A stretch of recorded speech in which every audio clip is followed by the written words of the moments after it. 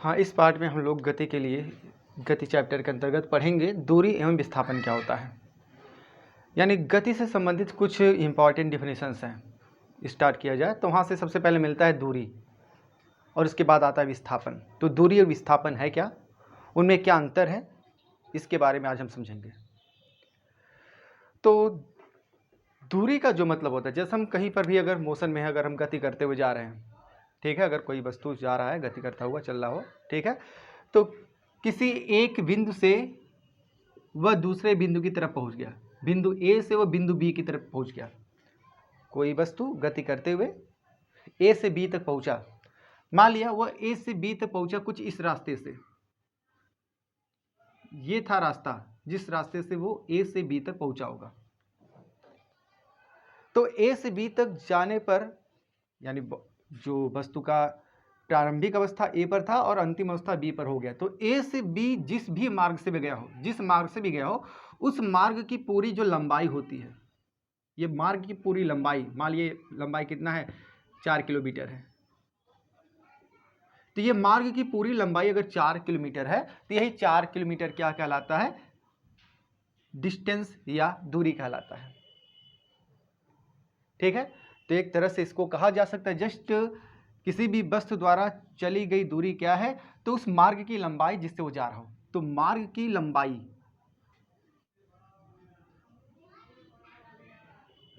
मार्ग की लंबाई क्या है, एक तरह से दूरी कहलाती है। तो जिस मार्ग से वो जाएगा उस मार्ग की पूरी दूरी लंबाई है, या सॉरी दूरी है। अगर हम इस रास्ते से जाते हैं, सड़क मान लो ऐसे गया फिर ऐसे टर्न हो गया हो, तो इस पूरे लंबाई को क्या कहा जाएगा, इसको भी दूरी कहा जाएगा। तो बिंदु ए से बी तक पहुंचने के लिए बहुत से रास्ते हो सकते हैं और सभी रास्तों की दूरियां अलग अलग भी हो सकती है। तो किसी भी मार्ग की लंबाई को क्या कहा जाएगा, दूरी कहा जाएगा, अगर वस्तु किसी एक बिंदु से दूसरे बिंदु तक पहुंचा हो, यानी अपनी प्रारंभिक अवस्था से अंतिम अवस्था की तरफ पहुंच गया हो, ठीक है, तो इसे कहा जाएगा मार्ग की लंबाई। और विस्थापन इसी पॉइंट में देख लेते हैं। तो विस्थापन का मतलब होता है वस्तु एक बिंदु से दूसरे बिंदु पर गया, अगर एक बिंदु से दूसरे बिंदु तक अगर गया हो तो प्रारंभिक स्थिति और अंतिम स्थिति के बीच की जो सबसे स्मॉलेस्ट, सबसे न्यूनतम जो दूरी होती है वही विस्थापन कहलाता है। और किस दिशा में होगा ये भी बताना पड़ेगा, यानी ए से बी तक की जो सबसे न्यूनतम, सबसे छोटा रास्ता हो सकता है, वही रास्ता क्या कहलाएगा, एक तरह से विस्थापन में कहा जाएगा। तो ए से बी तक की सबसे न्यूनतम दूरी कहलाता है एक तरह से विस्थापन। और इसमें इस चीज़ का भी ध्यान रखना पड़ता है कि वो किस दिशा में है। जैसे कहा गया कि अगर ये ए से बी की तरफ गया है तो ए से बी का जो रास्ता है या सबसे सटीक रास्ता हो गया, ये हो गया दूरी के हिसाब से, मान लेते हैं कितना है, केवल 2.5 किलोमीटर है, तो ये 2.5 किलोमीटर उसका विस्थापन है। लेकिन विस्थापन में केवल बस हम दूरी नहीं बताते हैं कि कितना वो चला होगा, इसके साथ साथ इस चीज़ को भी ध्यान देते हैं किस दिशा में होगा, इसको बताना पड़ता है। तो ये कहेंगे कि 2.5 किलोमीटर उत्तर दिशा में हो, 2.5 किलोमीटर उत्तर पूर्व में हो, ऐसा बताना पड़ेगा। तो इसे कहा जाता है विस्थापन। तो मार्ग की लंबाई, पूरे मार्ग की लंबाई दूरी हो गया, और विस्थापन क्या हुआ, सबसे न्यूनतम दूरी, सबसे न्यूनतम दूरी, सबसे न्यूनतम दूरी क्या कहलाता है, एक तरह से विस्थापन कहलाता है। तो हम लोग जो विस्थापन अभी कक्षा 9 के अंतर्गत पढ़ते हैं, तो विस्थापन में केवल एक पार्ट पढ़ेंगे। विस्थापन एक्चुअली क्या होता है, पहले बताया गया था कि दूरी एक तरह का अदिश राशि होगा, दूरी एक अदिश राशि है, लेकिन विस्थापन एक सदिश राशि है। तो विस्थापन में परिमाण के साथ साथ दिशा की भी आवश्यकता पड़ती है, लेकिन हम लोग कक्षा 9 के अंतर्गत दिशा के बारे में नहीं पढ़ते हैं, केवल विस्थापन की अंदर परिमाण क्या होता है वो पढ़ते हैं। तो ये जो लिखा गया सबसे न्यूनतम दूरी, वो पूरा विस्थापन है, विस्थापन का केवल परिमाण है, यानी ये क्या कहा जाएगा, एक तरह से विस्थापन का परिमाण।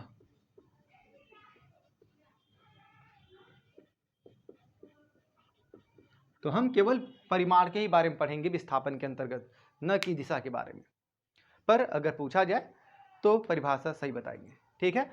तो किसी भी एक बिंदु से दूसरे बिंदु जाने के लिए जो मार्ग की लंबाई है उसको दूरी कहा जाएगा। और जो प्रारंभिक बिंदु है और अंतिम बिंदु के बीच की जो सबसे सटीक दूरी होती है, सबसे न्यूनतम दूरी होती है या सबसे सूक्ष्मतम दूरी होती है, उसको कहा जाएगा विस्थापन। और इसमें ये भी याद रखेंगे कि फॉर एग्जाम्पल अगर हमने यहाँ पर कहा एक चित्र के हिसाब से, सपोज बिंदु या मान लेते हैं हमारा घर हो गया, घर से स्कूल तक जाने के लिए जो मार्ग है ये कुछ ऐसा है। पहले सीधा गया है, फिर 90 डिग्री के ऊपर चला गया है। मान लिया इधर 4 किलोमीटर है और इधर 3 किलोमीटर है। घर से स्कूल की जो मार्ग है ये है, ऐसे गया हुआ। अगर ये मार्ग हो गया पूरा, तो इस मार्ग की पूरी लंबाई 4 3 7, तो ये 7 किलोमीटर हो जाएगा। तो 7 किलोमीटर जो होगा ये क्या कहलाएगा? ये दूरी कहलाएगा। लेकिन घर से स्कूल की जो सबसे शॉर्टेस्ट दूरी होगी, सबसे न्यूनतम दूरी है, वो ये है, इस दिशा में है, सबसे सटीक दूरी। वहाँ पर कोई मार्ग हो या ना हो कोई मतलब नहीं है, हो सकता है यहाँ पर मार्ग ही ऐसा ना हो जाने के लिए, लेकिन फिर भी अगर सबसे सूक्ष्मतम दूरी होगा घर से स्कूल का नापने पर तो ही होगा। ठीक है, तो यही दूरी क्या कहलाता है? विस्थापन। और विस्थापन का परिमाण, पूर्णतः विस्थापन नहीं। तो ये दिशा, इस दिशा में कितनी दूरी होगा अगर इसको चेक किया जाए तो पाइथागोरस थ्योरम लगा लेंगे। तो 4 और 3 के हिसाब से पाइथागोरस लगाएंगे तो ये हो जाएगा 4 का स्क्वायर 16 और 3 का स्क्वायर 9, यानी 25 हो गया, √25, यानी बाहर आएगा केवल 5 किलोमीटर। तो 5 किलोमीटर आ गया।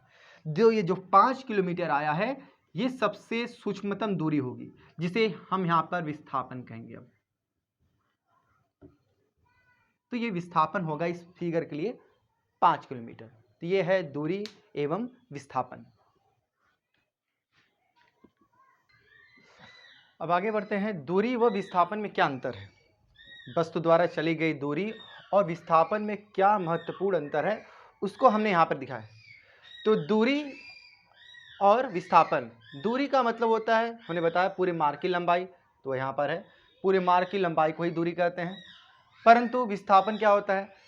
सूक्ष्मतम दूरी दिशा के साथ, यानी किस दिशा में सबसे सूक्ष्मतम दूरी होगा, यानी प्रारंभिक बिंदु से अंतिम बिंदु तक जाने के लिए सबसे सूक्ष्मतम दूरी दिशा के साथ अगर बताया जाए तो उसको कहा जाता है विस्थापन।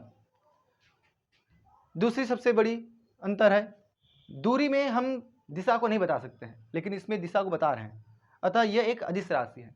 तो दूरी एक अदिश राशि है, परंतु विस्थापन एक सदिश राशि है। तीसरा जो सबसे महत्वपूर्ण है, दूरी का मान हमेशा जब भी होगा धनात्मक होगा, लेकिन कभी शून्य या ऋणात्मक नहीं हो सकता है। परंतु विस्थापन का मान धनात्मक भी हो सकता है, शून्य भी हो सकता है और ऋणात्मक, तीनों हो सकता है। तो यह है सबसे महत्वपूर्ण अंतर। अब इस बात को समझते हैं कि शून्य क्यों नहीं हो सकता है, शून्य क्यों हो सकता है। हमने सपोज किया कि बिंदु ए से कोई वस्तु चला सीधे मार्ग पे, पहले बी तक गया, फिर बी से रिटर्न होकर वापस आ गया। ए से पहले बी पर गया, फिर बी से रिटर्न होकर ए पर वापस आ गया, ये घूमकर ए पर वापस आ गया, यू टर्न लेकर ए पर वापस आ गया। ठीक है, तो अगर वस्तु ए से बी पर गया, फिर बी से वापस ए पर आ गया इस दिशा से लौटते हुए, तो हमने कहा इस पूरे, मान लिया गया था 2 किलोमीटर और फिर 2 किलोमीटर रिटर्न भी हो गया है। ठीक है, तो इस केस में जो दूरी होगा, चली गई दूरी, तो पूरी दूरी कितना है? 2 किलोमीटर गया, फिर 2 किलोमीटर वापस आया, मिलाकर 4 किलोमीटर हो गया दूरी। लेकिन विस्थापन, विस्थापन का मतलब क्या था? प्रारंभिक स्थिति और अंतिम स्थिति कहाँ है? तो प्रारंभिक स्थिति और अंतिम स्थिति से मतलब है, तो जैसा हमने कहा, हम स्कूल, घर से स्कूल गए, फिर स्कूल से वापस घर पर आ गए, तो अभी हम सुबह भी यहीं पर थे और फिर दोपहर में भी जब वापस आ गए तो यहीं पर मिलेंगे। तो अंतिम स्थिति और प्रारंभिक स्थिति दोनों एक ही जगह पर हो गई। तो सूक्ष्मतम दूरी का मतलब यही था, बिंदु ए से अगर वह बिंदु बी तक गया है तो ए से बी का सबसे सूक्ष्मतम दूरी, तो ये ए से बी से होते हुए वापस यहीं पर आ गया, तो अंतिम स्थिति भी यहीं पर है और प्रारंभिक स्थिति भी यहीं पर था, तो अंतिम व प्रारंभिक दोनों यहीं पर है। इसलिए इनके बीच की कोई भी दूरी नहीं मिलेगी इस समय। तो देखा जाए अंतिम स्थिति प्रारंभिक स्थिति दोनों एक ही जगह पर है, इसलिए कहा जाएगा इसका जो विस्थापन है वो शून्य है, क्योंकि इस समय इन दोनों के बीच की कोई भी सूक्ष्मतम दूरी नहीं मिलेगी, शून्य मिलेगा। दूसरा उदाहरण लिया जाए, वृत्ताकार पथ पर दौड़ना। सपोज ये वृत्ताकार पथ पर दौड़ा जा रहा है, कोई एथलीट है, यहाँ से स्टार्ट किया दौड़ना, दौड़ते हुए फिर से वापस आ गया यहीं पर, जहाँ से स्टार्ट किया दौड़ना वहीं पर वापस आ गया एक चक्कर बाद, तो एक चक्कर बाद वहीं पर वापस आ गया, उस समय भी उसका विस्थापन शून्य हो गया। लेकिन दूरी कितना था? दूरी का मतलब ये पूरा मार्ग की लंबाई, यानी वृत्त का जो परिधि होगा वह पूरा क्या होगा, उसकी दूरी को बताएगा, लेकिन विस्थापन क्या है? शून्य हो चुका है। तो अंतिम स्थिति और प्रारंभिक स्थिति दोनों एक ही जगह पर होगा, तो इस समय विस्थापन शून्य होगा, अतः विस्थापन शून्य हो सकता है। फिर इसके बाद विस्थापन ऋणात्मक भी हो सकता है, तो कैसे हो सकता है इसको देखते हैं। विस्थापन ऋणात्मक भी हो सकता है। मान लिया वस्तु बिंदु O से चलना प्रारंभ किया, O से चला यहाँ पर बिंदु A तक 3 किलोमीटर गया, फिर बिंदु A से यू टर्न लेकर इधर आ गया बिंदु B तक, सीधा सड़क है, पहले O से A पर गया, फिर A से वापस B पर गया। तो हुआ क्या, पहले तो O से A धनात्मक दिशा में गया है तो 3 किलोमीटर गया, लेकिन A से B तक वापस आया तो ऋणात्मक दिशा में आया है, तो ये कितना होगा, -5 किलोमीटर सपोज माना गया। तो इस तरह से अब देखा जाए दूरी तो कितना होगा, पूरा 3 और 5 मिलाकर, तो इसको दूरी के लिए तो माइनस नहीं लिखना पड़ेगा, दूरी का मतलब मार्ग की लंबाई, तो O से A पर गया 3 किलोमीटर, फिर वापस यू टर्न लेकर आ गया B तक 5 किलोमीटर, तो 5 3 8 किलोमीटर हो गया पूरी दूरी। लेकिन अब जब हम विस्थापन देखेंगे तो प्रारंभिक स्थिति ये है और अंतिम स्थिति ये है, इनके बीच की दूरी बस इतनी है, इनके बीच की जो सबसे सूक्ष्मतम दूरी है बस ये है, जो कितना आएगा, 5 और 3 का डिफरेंस कर लें, घटा लें तो 2 किलोमीटर। तो विस्थापन 2 किलोमीटर का है, लेकिन अब +2 नहीं लिख सकते, क्यों? क्योंकि अभी O से A की तरफ गया था, धनात्मक दिशा में अगर A की तरफ गया है +3, तो अब उल्टी दिशा में आया है, वापस उल्टी दिशा में आया है, तो इस समय इसको माइनस लिखना पड़ेगा। दैट मीन्स टोटल विस्थापन जब निकालेंगे तो -3 और -5 इन दोनों का जो योगफल होगा, जो -2 आएगा, तो -2 किलोमीटर इसका विस्थापन हमें लिखना पड़ेगा।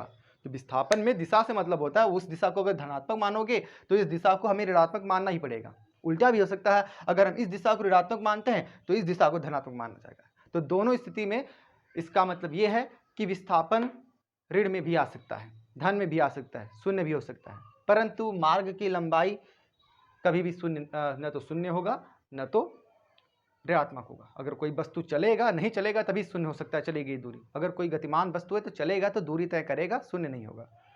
स्थिर वस्तु होगा तो उसके लिए दूरी शून्य हो सकता है, गतिमान वस्तु के लिए शून्य नहीं होगा। अतः यह कह सकते हैं दूरी शून्य या ऋणात्मक नहीं हो सकता है, परंतु जो विस्थापन है शून्य ऋणात्मक भी हो सकता है।